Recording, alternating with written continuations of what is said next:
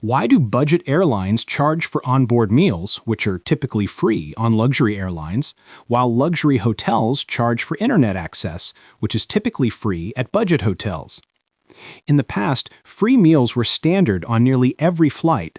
Today, however, you'll usually only find them on high-end carriers such as Singapore Airlines. Travelers on airlines like United or American are expected to bring their own snacks or purchase boxed meals during the trip.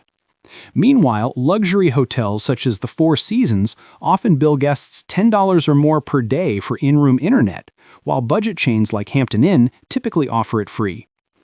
One principle of competitive markets, sometimes called the no cash on the table rule, helps explain this.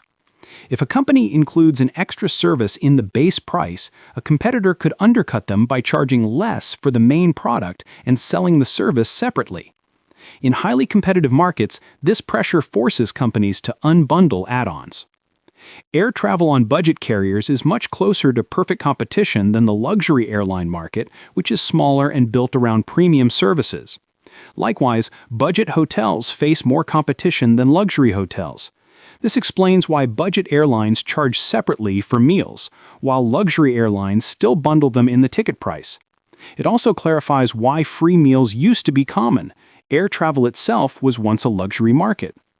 But that same logic seems harder to apply when we compare internet access in hotels, where the pattern is reversed. The key difference lies in cost structure. Serving meals has a direct cost that rises with the number of passengers eating. Internet, by contrast, has almost no marginal cost. Once the network is installed, letting one more guest log on costs essentially nothing. In a highly competitive market, such as budget hotels, prices are pushed closer to marginal cost. Since the marginal cost of internet is zero, budget hotels are under pressure to provide it for free. Even if they wanted to charge, any competitor could easily attract price-sensitive travelers by advertising free Wi-Fi, forcing others to match. Budget airlines don't face the same problem because each extra meal does add cost. Luxury hotels, on the other hand, often serve wealthy guests or business travelers using expense accounts, both groups less sensitive to add-on charges. That's why they can still charge for internet. However, if enough guests object, the fact that the marginal cost is zero means some luxury hotels may eventually start bundling internet in the room rate. If that happens, competitors will be forced